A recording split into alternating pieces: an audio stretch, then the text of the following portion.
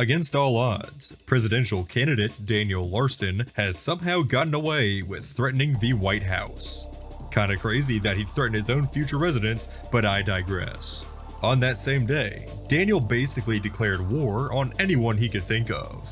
The US government, Bob Proctor, federal agents, the FBI headquarters, the White House, and literally every single police officer in the world. Bomb you!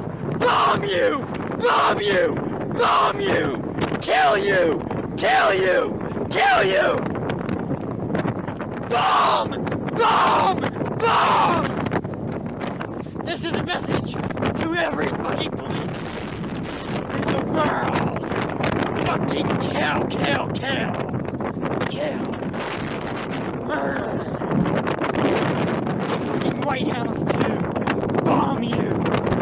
He was ultimately charged with 7 counts of making bomb threats, although 6 of those charges were later dropped. The only one that stuck was a threat he made against FBI Special Agent Daniel McDougal. Like, everyone thought that Daniel was making this person up, but it's real. It's not a troll fabrication. But then, on July 21st of 2026, Daniel was released with credit for time served. Thank you, justice system. He almost faced justice. Looking back on things, this honestly comes as no surprise. While he has left some pretty nasty and very detailed threats, it's not like he acted on it, or had the means to realistically. I mean, you gotta think, this guy is just some homeless, babbling vagrant that has been essentially fed and sheltered by our own tax money. And this was a nowhere case, and it went on for far too long, so I guess they just wanted him out. Reminder, however, that Daniel is a pedophile. And while his Pinterest account has since been deleted, it was full of images of underage girls, along with an age of consent map across the US. While this may not have been a smoking gun, and it was irrelevant to this case, it's a shame that someone like this has walked free with nothing done about it. Supposedly, this was reported to the FBI back in 2020, but obviously nothing came from it. Also, they seized Daniel's phone as a part of his release conditions. If he had anything suspicious or illegal, there would have probably been charges. So for now, he is legally clear. Although there could always be some things that we don't know. Daniel has a list of conditions that he must obey, as I'm sure you could probably guess given his instability. It seems like the court is doing everything they can to stop him from relapsing into his online delusions. First things first, supervised release. Daniel will be under strict supervised release for 2 years. Daniel has been moved into a private housing arrangement with a caretaker to ensure his compliance and mental stability. He is also not allowed to leave the home unsupervised, which is all fine and dandy until he gets recognized, which will probably end up happening. We are going to see sightings of Mr. President in the wild. Some TikTok goyim is gonna undo 2 years of institutional rehab by harassing him into a public episode. By the way, he has already been spotted, so this has come true. Judging from the picture, he has definitely gained some weight from being locked up, which I guess is natural if he used to be homeless and all of a sudden got fed on our tax dollars. Now Daniel loves him some Zog slop. Who doesn't? His probation officer can also show up whenever and without warning, or with warning if the caretakers sound the sirens. He is a Keter class SCP after all, so containing him is not going to be easy. His officer can also search through his phone, his social media, and they have access to every single one of his passwords. It's shocking to me that he's even allowed to have social media. That's literally the #1 thing that destroyed his life. Giving Daniel a phone with unrestricted internet access is like handing Josh Block a bottle of number 7 and saying, oh well, we'll just take this back if this becomes a problem. He'll know how to behave. Daniel is also not allowed to leave the state of Colorado without permission. This was likely done to protect the White House. He is also required to either maintain full-time or part-time employment or actively look for work. And now, let me ask you something. Imagine you're a manager at a horrifically understaffed fast food establishment, and this scabies-ridden fool comes in for an interview. Now first things first, if you're in the state of Colorado, there's a good chance he's probably already banned from your establishment. Then you hear all about his crazy music resume. He says that his life is in danger or some schizophrenic shit, and he probably reveals the fact that he's stripped nude on live. Would you hire this man? At least he takes care of his teeth. There is absolutely zero way that Daniel is holding a job. The man is a walking health code violation that is prone to outburst and has communication issues. While he hopefully improves under caretaker custody, I don't see him holding a job. Maybe he'll have to actually get a record deal, but unless you were in that jury, you most certainly aren't hearing his music under a label. But also, that being said, there's probably enough grifters that would give him the time of day, just to capitalize. Really, most lolcows are just unemployable. Yeah, sure, Chris may have worked at Wendy's for 2 months. Daniel even worked at Goodwill for a bit, despite what I said, and the White Bowser groped a fucking minor at a movie theater. Cows certainly don't lend themselves to hireability, due to their social delays and sometimes sick habits. Friendly reminder that Nova Online was turned down from an interview, and he said, in his words, that he was not comfortable working with minors. Well, if there is any silver lining, it's that Daniel will pass a drug test. That puts him one step closer to working a federal job. I'm assuming those tests were mainly there to make sure he was actually taking what he was prescribed. And I guess for some reason the courts just saw him as a tweaker, which most normal people would, so fair enough. It really is a shame though. Daniel has a great cocaine intake. He could do enough to kill a horse in a single sniff.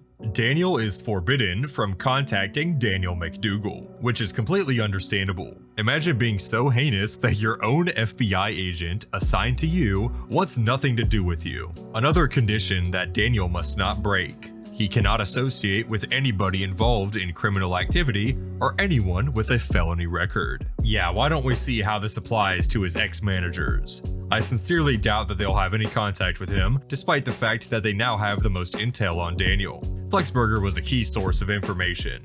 As for Clark, he was bullied by most cow circles for literally commanding a mentally disabled man to terrorize people and himself, so I can kinda see why. He was also contacted by the FBI during the whole bomb threat fiasco, which is why I bring this up in the first place. Most will probably keep their distance, but there will inevitably be an army of people waiting for his return to the internet. Let's hope that they'll never find his group home or the people involved.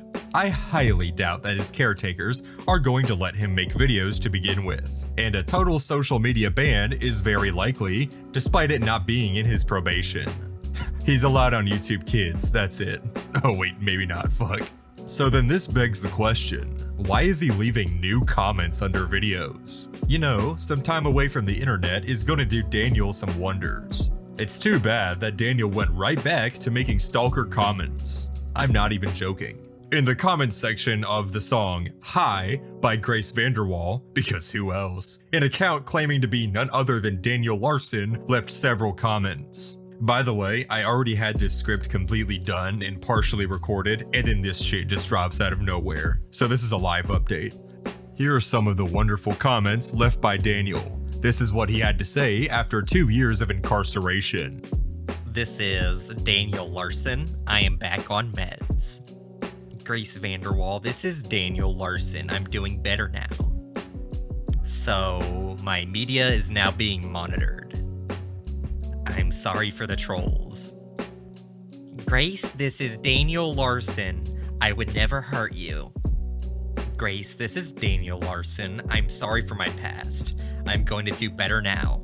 Despite being on his meds and having a heavily restricted internet access, Daniel is starting to relapse. And it's very likely this is real due to his typing mannerisms and just the shit that he's saying.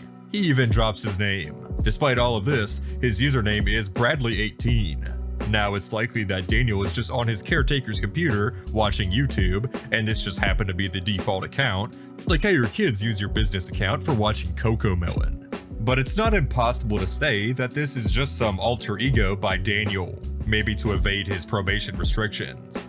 Now what's interesting is that some of Daniel's comments do indicate possibly some growth, and definitely a change in personality slightly. For instance, in one of his many comments, Daniel shows a shocking amount of self-awareness, admitting that he may have not even had true contact with Grace, meaning that he would have learned that while locked up. But of course, Daniel had to overshare, dropping his name several times and proudly boasting the fact that he's out of jail. He also left over 22 comments in the span of just a few days, so yeah, Lil Bro is not sorry. I am willing to bet everything I own that he has just undone years of rehabilitation.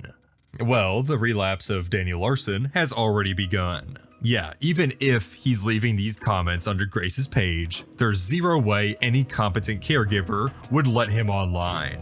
It's entirely possible that they know everything about this case and have probably seen some of his old videos, just to get an idea of who they were dealing with. But as it stands now, anything can happen. Daniel could be like Chris Chan and slowly fade into obscurity, being kept under lock and key by his caretakers. However, there's also a chance that he goes the route of Cyrax, making his way back to the internet, getting recognized, and blowing up a few days before he is banned or deleted. Perhaps both could be true. Daniel could be under strict conditions, but also his providers don't know enough about social media to catch on to any vlogging, and a bunch of people to hype him up into returning, and fleeing his home, and pulling a fire alarm, and threatening the White House. But that being said, Daniel has had to deal with people finding his whereabouts since the beginning.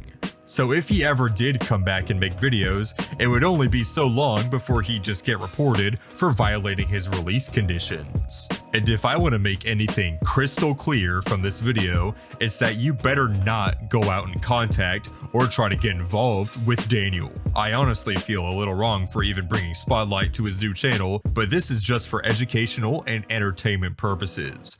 Do not go out and mess with Daniel or anyone else I talk about. This is the sad state of Daniel Larson in 2026, though it's sad for a different reason.